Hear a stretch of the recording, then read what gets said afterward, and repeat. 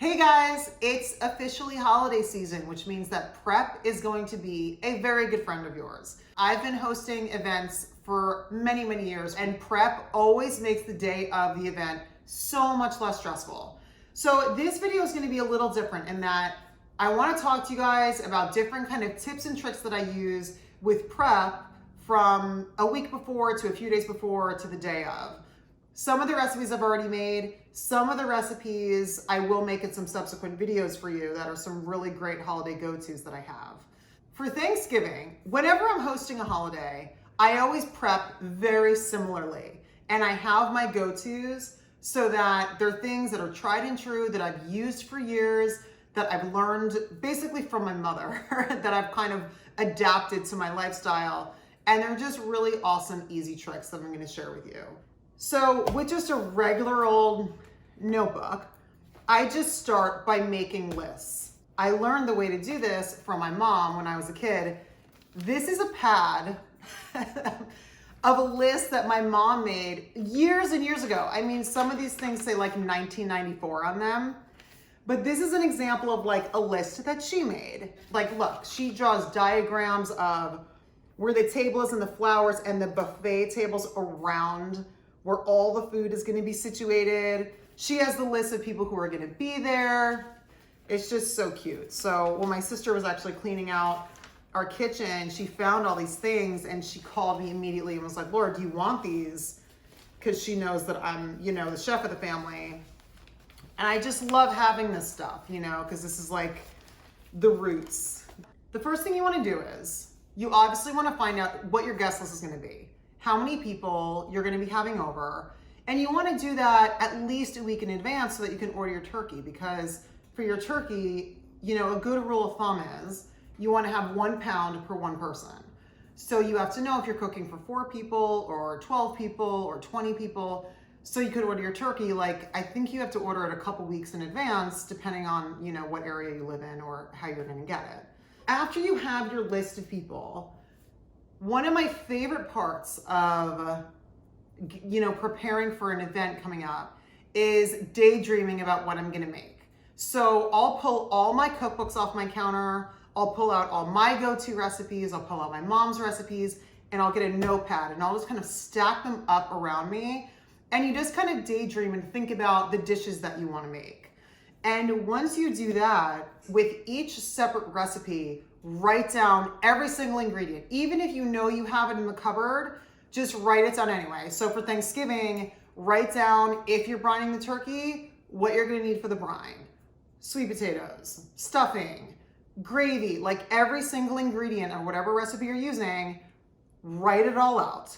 So then once I find out what I have, I cross it off my list, I make sure I have the right amount, and then I move everything over into dairy, dried goods, meat, vegetables, fruits. So when you go into the grocery store and you have this really long list, every single ingredient you need is on there, and you can just hit each section of the market. It's so streamlined, it'll make your life so much easier. For Thanksgiving, it's on a Thursday. So usually a few days before Thanksgiving, I'll set my table. So I'll have everything set out on my table. If you have little kids that are gonna reach up and grab stuff, obviously don't put the stuff like silverware and things like that you could put out later.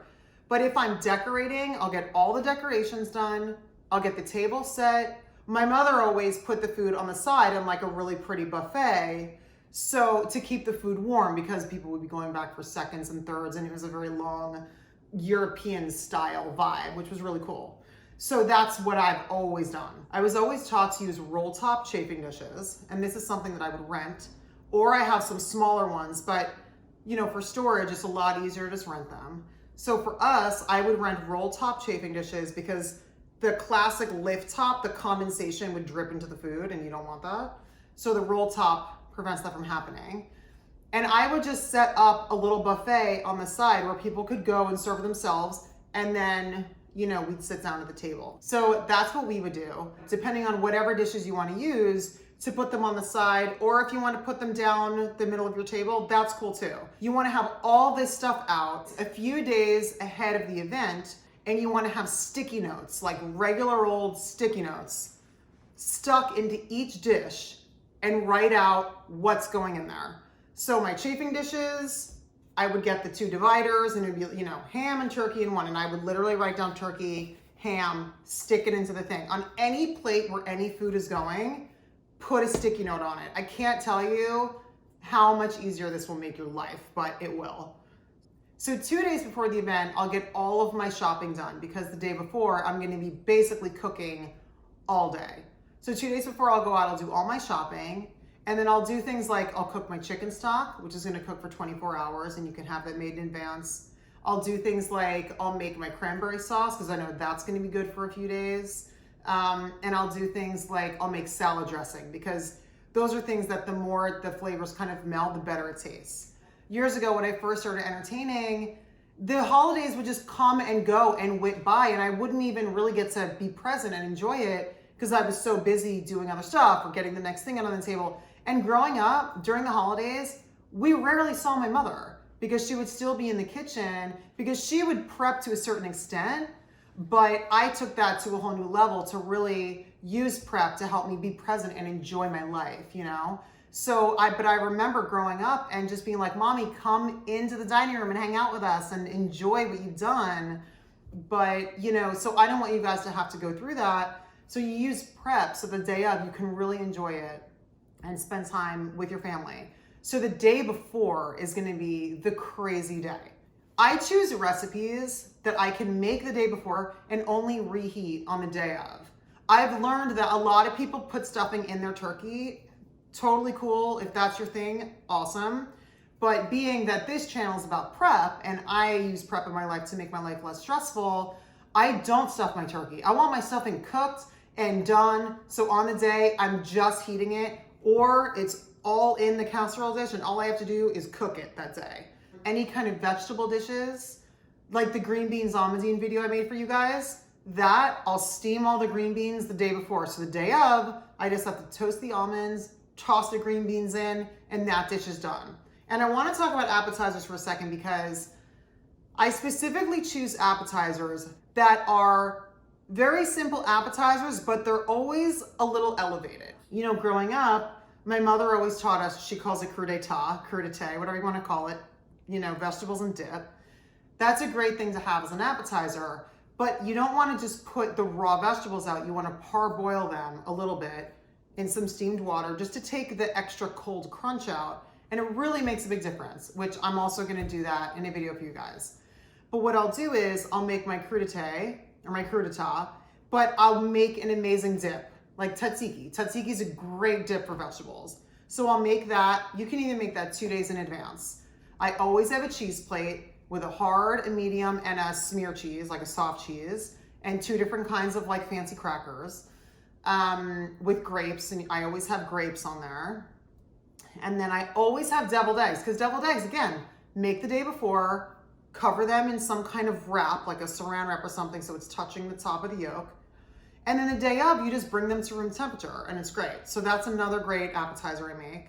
I like to have like maybe 1 or 2 cooked things that I prep the day before, whether it's a bacon wrapped date, which is super easy, that I'll do, and I'll just have it in my fridge ready to go. Or Ina Garten has this incredible recipe for rosemary cashews. I can't tell you how awesome it is. Whenever I make that, it's just a simple cashew dish, but it's just elevated by you roasting them with a little bit of rosemary, and I think there's like honey on there. I can't remember off the top of my head, but it's amazing. So I'll do a very simple thing where I'll prep that all the day before, and the day of, you just throw that stuff in the oven and your appetizers are done. So appetizers I keep really light and easy. And then I used to make these kind of elaborate cocktails with like infused fruit and things like that. But now being a mom and trying to like keep my life simpler, just open a great bottle of something sparkling with the appetizers, like Prosecco or some other kind of light sparkling wine. It's so awesome to have with your appetizers, and it separates it from the dinner. Because at dinner, you probably won't be drinking bubbly stuff. It'll be more, you know, just kind of basic wines. So for appetizers, it kind of separates itself. And it's really nice because you also don't want to overdo it with the appetizers because you want people to enjoy this amazing meal that you made. So the day of, like for Thanksgiving, all you have to worry about is cooking your turkey and basically reheating and then putting things out in the dishes you've already labeled. It's so much less stressful, and then you can enjoy it and it's just so much fun. So one thing that I've learned over the years is I rarely make desserts because I want to focus on the main meal and the appetizers. And I have other people bring desserts. So that's something that really helps me kind of over the years alleviate stress. But those are some tips and tricks that I've used over the years. Some of the recipes that I talked about, I'm gonna put below so you guys can go back and reference those. And then some other ones I'm gonna make in subsequent videos, but these really are holiday go-tos that I do all the time. I hope this video helps you guys feel more prepared in going into your holiday season, and I will see you guys next time.